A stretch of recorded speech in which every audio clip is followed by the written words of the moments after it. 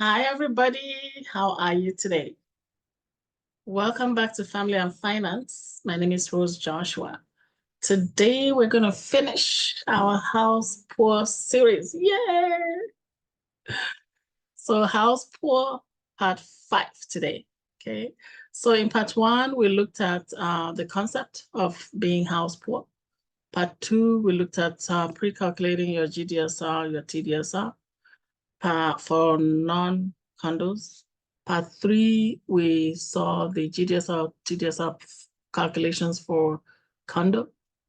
And part 4, we took all of those numbers in, we maxed out the TDSR, maxed out the GDSR, and we calculated your maximum mortgage amount, which is, and also then your maximum monthly P&I, all right? Now, that you have a mortgage does not mean that you are only putting down 5%. So there's different scenarios of exact house price depending on your down payment. All right. So we're going to look at those scenarios, how to actually calculate that. So you have a better understanding of the behind the scenes with your mortgage qualifier. Those are mortgage affordability. Then you get a better understanding of what they're doing. All right. And then we're going to wrap up the series with lessons learned and what not to do. Are you ready? Let's finish this. Okay, so I'm going to share my screen and let's get going. All right. This is so exciting. I'm actually very excited about this whole series. I guess because I think mostly in numbers, so numbers really excite me. So house for the part 5. All right. How much house exactly are you buying? So it depends on your down payment and what we call the default insurance that you're paying. Now, the default insurance is included in your monthly P&I. All right. And so we need to kind of figure out what to do with the 10% situation and the 20% situation. All right. So we're going to look at down payments. We're going to look at default insurance and the effects. So there's 3 organizations in Canada that deal with mortgage default insurance. Many times my clients ask me, all this insurance for the house, how many insurances do you need for the house? Okay, I'm gonna take a look at different insurances for your house in a different video, but for now, for your mortgage, there's something called the default insurance. What that means is your lender is insured in the event that you are unable to make your payments. Meaning in the event that you default on your payments and your lender has to foreclose, all right? The lender has an insurance backup, which is CMHC or Sagen or Canada Guarantee. Sagen used to be called Genworth Canada. So if you're from old school, maybe a few years ago, they just changed their name recently. So Canada Guarantee with a Y, not EE, Sagen and CMHC. But CMHC is government owned. So they drive everything. They drive the policy around mortgage default. So it's kind of interesting that the lender is protected in the event that you don't pay your mortgage, which is interesting because you're the one paying the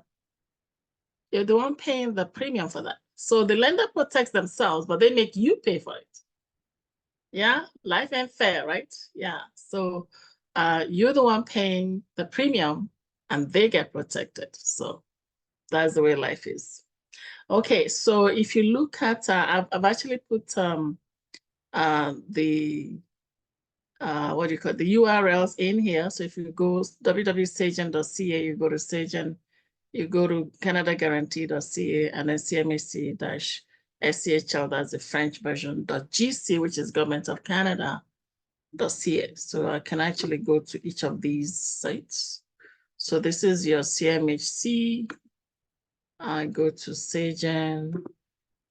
Let's see, go back, click on this link.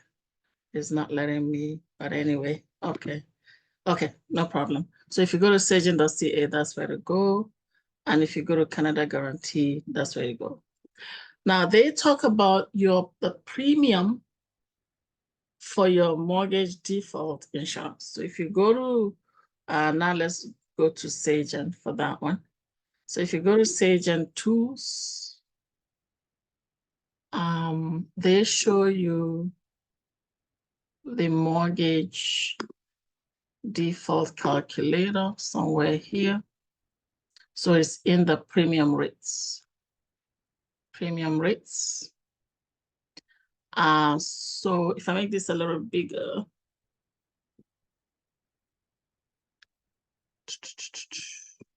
so if you pay 5% and less than 10%, your default insurance premium is 4%. Okay, ignore the top-up premium. That's another topic, right? Now, if you pay 10% to less than 15, it's 3.1%. If you pay 15 to less than 20, it's 2.8%. If you pay 20 to less than 25%, is 2.4%. All the way up to if you pay 65% or higher is 35% of your mortgage or of your house price or higher is 0.6% premium. Now, most people don't know about these guys because most people are in the 5% to 20% range, right? So if I go back, I wonder if it's going to let me click on this guy. Canada Guarantee, same thing. So that's your insurance premium calculator. All right, they actually have the calculator here. So depending on your down payment, you can actually determine what your premium is. So in this case, they have 400,000. They have 5% down. The 4%, your actual mortgage amount, 395.2. If it's 10%, your actual mortgage amount is 381 and so on. So they have a calculator that you can use. And then if you go back to CMHC, so again, your mortgage insurance premiums, there's a table here that tells you exactly the same information. All right. So we're gonna now proceed. So I've captured that in this presentation. Now there's a place where you can put down zero, what they call zero down mortgage. I did a video with Colin Bruce on that. So look for zero down mortgage in my YouTube site. Okay. So it's not zero down, it's like borrowed down. So that's borrowed up to 5%. So it could be zero down or 1% down or 2% down. But if you put down anything less than 5%, then the CMHC premium is 4.5%. So to be honest, if you did zero down, the difference is only 0.5%. So it's not too bad, right?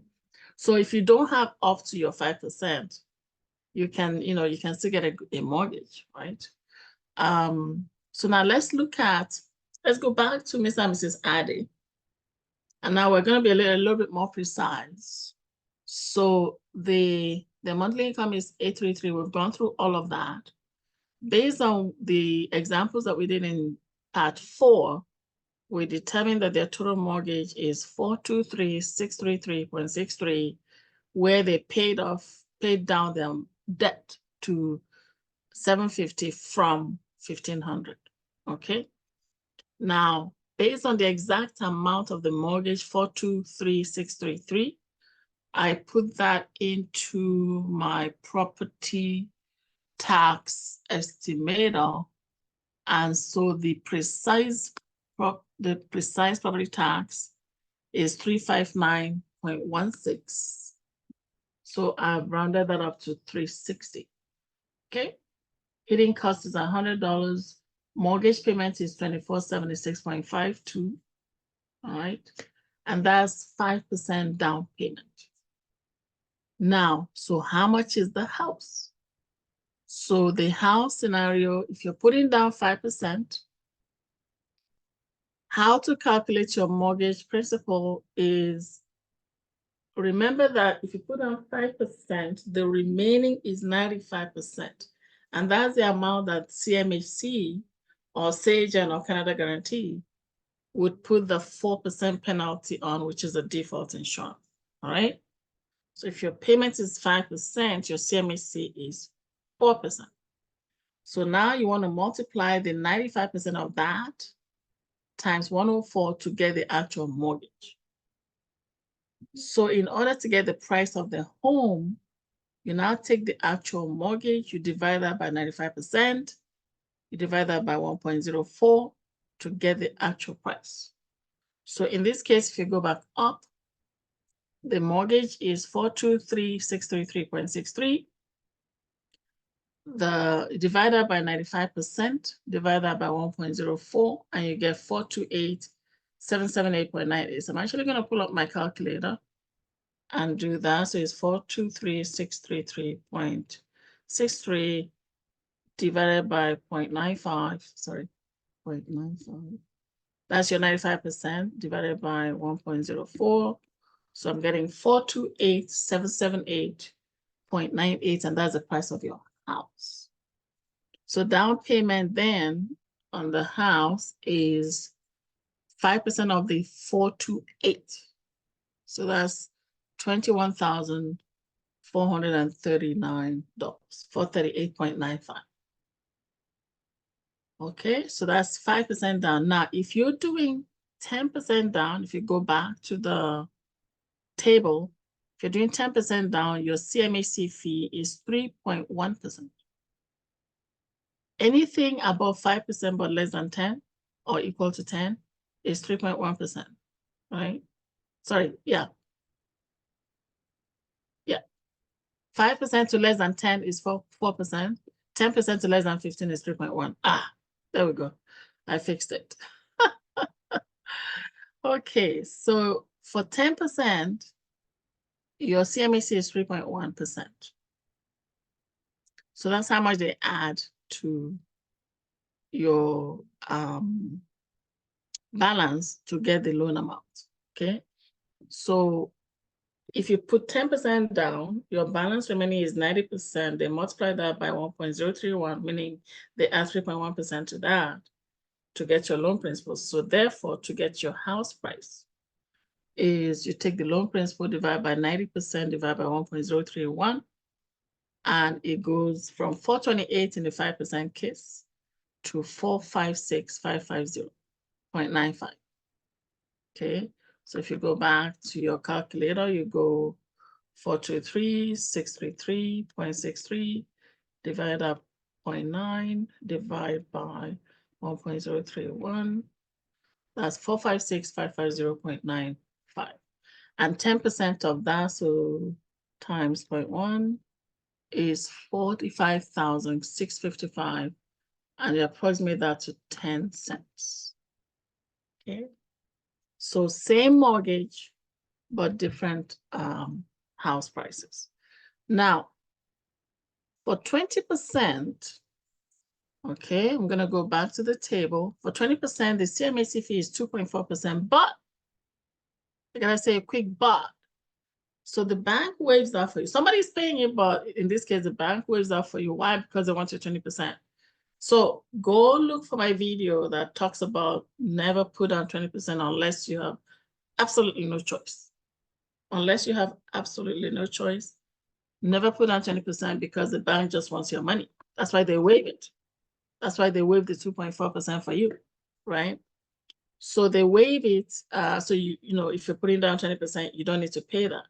And a lot of people feel that, oh, because I don't have the CMHC fee and my mortgage is slightly lower, then it's better. No, please go and review that video, my video on never put down 20%, to understand why, all right?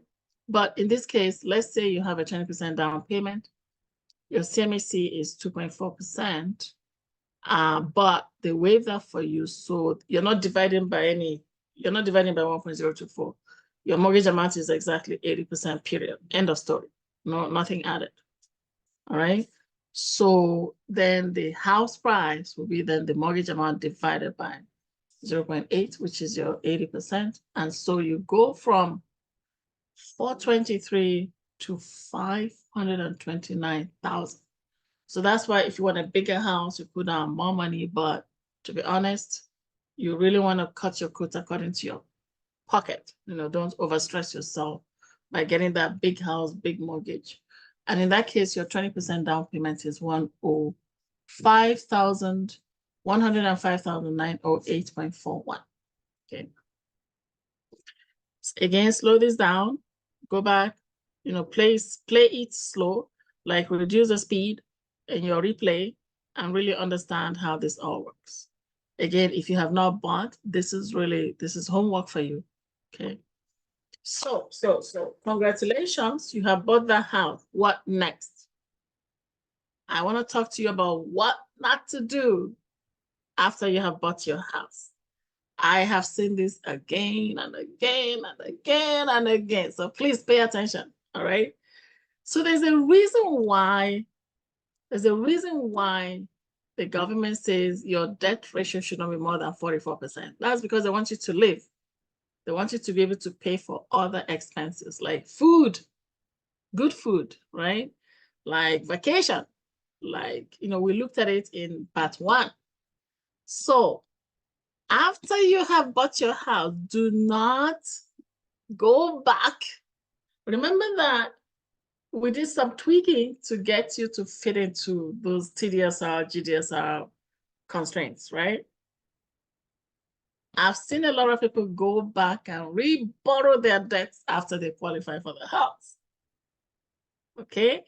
You go back and, rack up that credit card again. You paid it up, but then you paid it off, but then you went back and re-borrow. Oh, now I have the house, I can go on a spending spree. Why? Why would you do that? Because here's what's going to happen is you rack it up again. Then you go back to spending, making those monthly bills. Then it starts taking away from other things. It takes away from your food, takes away from clothing, takes away from vacation, because you've racked up your credit cards all over again. Some people go back and say, yes, it's time for me to buy that car. After I've bought my house, I can go buy a car. Yes. They go buy themselves a nice brand new car. It's all good. I love cars, right? People who know me know that I like cars. I change my cars every once in a while. But if you just bought a house and you had to pay off your bills before you did, don't go back and go buy a yacht.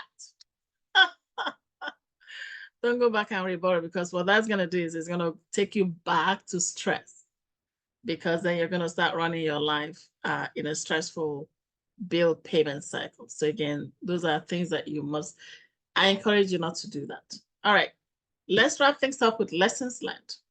A lot of lessons learned here, and it really is around getting proper mortgage pre-approval. One of the biggest challenges we have is when somebody in the bank didn't do a good job. They basically said, okay, you're qualified based on your income. They didn't pull your credit.